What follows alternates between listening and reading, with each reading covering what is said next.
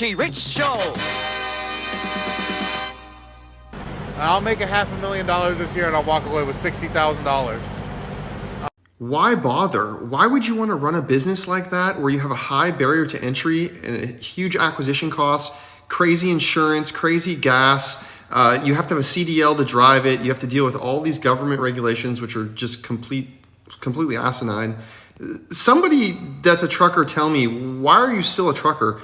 I never understood. It's probably one of the worst businesses that you could get into.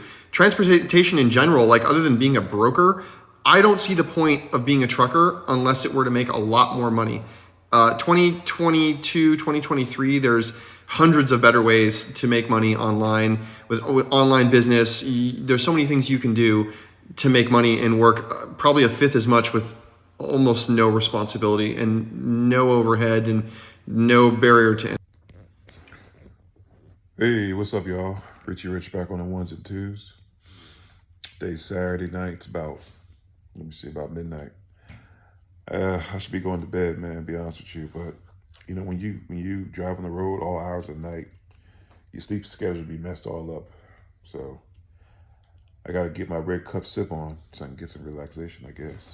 But what's up, everybody? So I want to respond to a couple comments that I've been getting from my videos, right? And these are all opinionated. Don't mean that it's factual, but you know, I'm an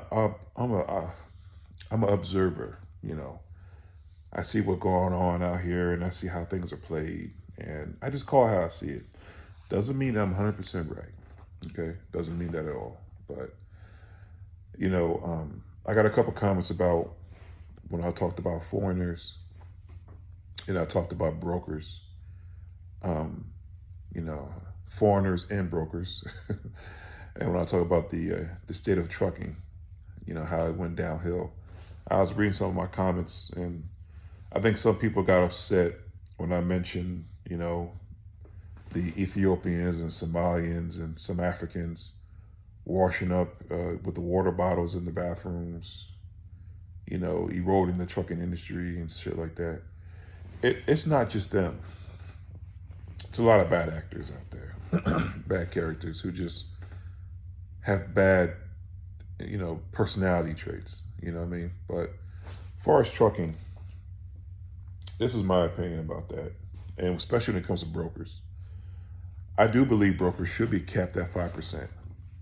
And instead of getting rate contracts, you should actually get the actual bill, you know, from the customer. You should get a copy of that. You know, what are they charging the customer? And every audit should be open to truckers. It should. So what I mean by that is, if I pull a load for a broker off the DAC board or for anything, it should not just come with a rate contract between me and the broker. It should come with an actual bill between the broker and the customer. So I could actually see what percentages I'm getting. And it should be capped at 5%. I think that would eliminate a lot of the confusion out here on the road between truckers and brokers, okay?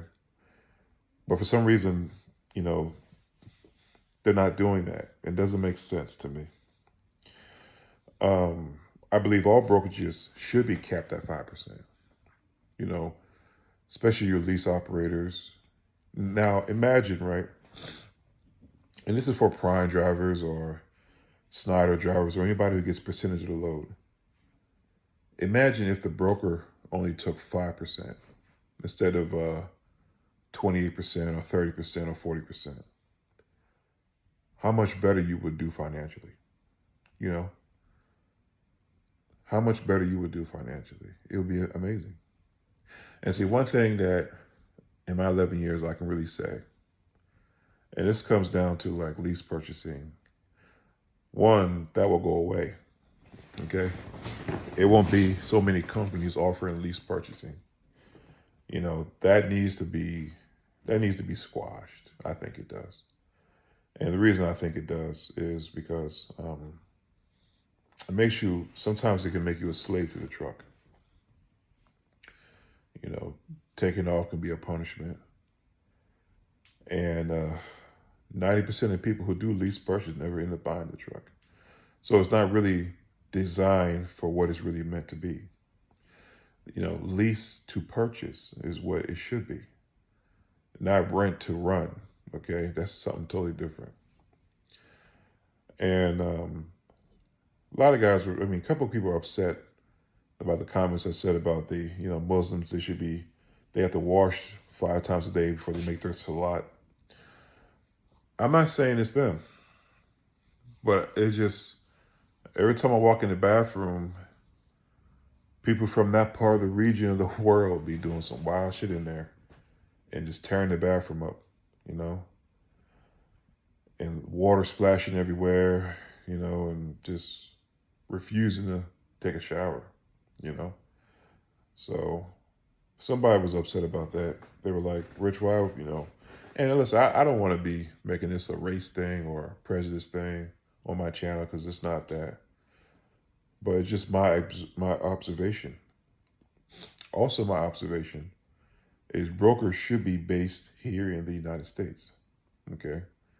I ran across a couple guys who are not from this country. Communication was kind of hard to talk to them. I don't understand why our government just allowed anybody and everybody to do whatever when it comes to this shipping and receiving thing. This trucking industry does need an overhaul. And a lot of people, and what gets me is a lot of people are not for transparency for truckers. That's crazy. You'll even have people who are truck drivers who don't want transparency. What makes no sense. I would want to know what the broker is making. I would want to know what the actual bill of sale is for the load. Leasing could be a situation where the truck itself makes more money than the driver, which should be illegal. It makes no sense that the human aspect of it, the human element of it, is treated so poorly. So that's why I tell people when they ask me, like I had somebody ask me the other day, should I get back into a lease? Should I do this? My money's not right.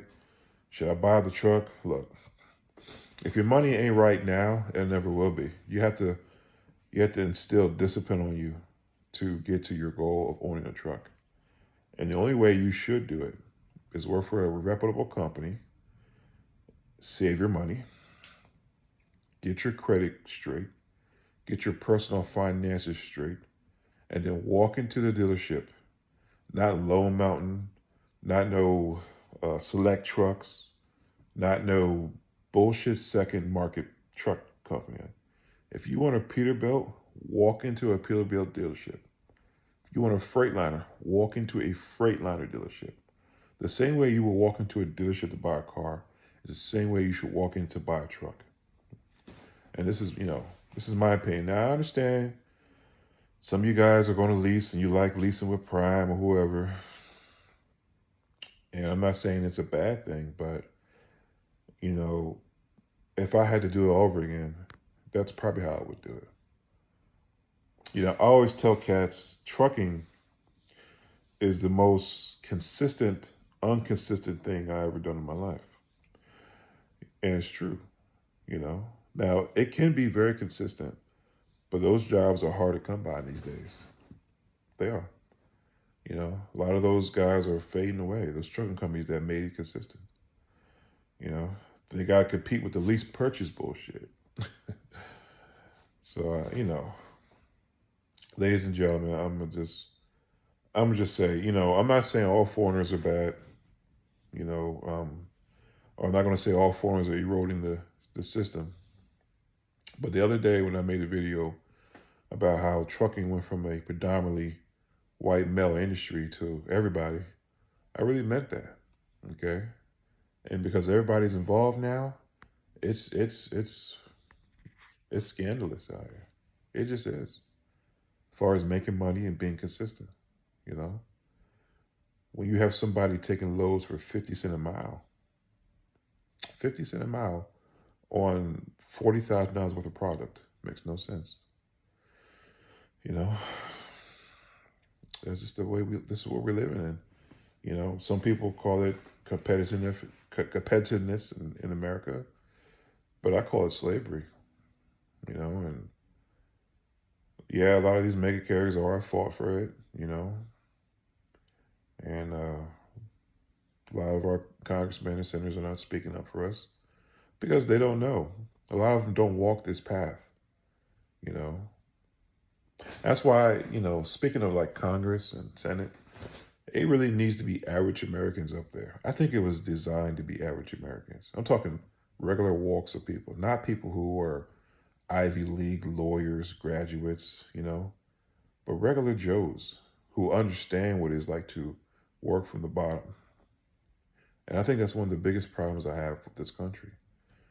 You know, we're so concentrated on Ukraine and Israel and China instead of trying to make America the best it can be for Americans. So, you know, I don't know. But people who took offense to what I said about the Arabs and the washing in the bathroom and the cheap freight that they're hauling, well, I can only say this. My eyes, I see it. I was at a truck stop the other day, maybe about a week ago in South Carolina, and poured out four adults. They were Indian. One was a man, and the other was a woman. It was a couple, I guess. But they were all driving. Four people in the truck. I remember one time I delivered a load up in Cheshire and poured out three grown men in the truck. They were Indian. Three grown men jumped out of the truck. And they all were driving, you know. Those guys are they're taking anything. I mean, but their whole lifestyle is different from what we do. You know, they all live together. You know, they all support each other. So they're a little different than how we operate. But I mean, the industry it's eroded. It is. Trucking is it's not the great American blue collar job it once was. You know, and I think you got those individuals, and you got brokers who are just stealing, and mega carriers who are cutting to make a profit. They all do it, you know. They all do. But that's just the way it is, you know. And yeah, some might say you can haul it or not haul it, but when you're stuck being a truck driver, sometimes that's all you can do. So, but yeah, I'm just responding to that a little comments I had. You know, guys were a little upset saying, you know, that's unfair to say brokers are ripping drivers off. Well, hell, why does somebody need 40% or 30% of the load sitting up behind a computer? I mean, you're not out there risking your life or health, you know, driving 600 miles a day to get a customer a load there. You're not doing that. You're just clicking and going. So why should you get a big percentage? I want you guys to do something before I get off this feed. I want you to look to your left tonight and look to your right when you park in the truck stop tonight. And out of all those trucks you see parked there, I say about 7 or 8 of them are not being paid.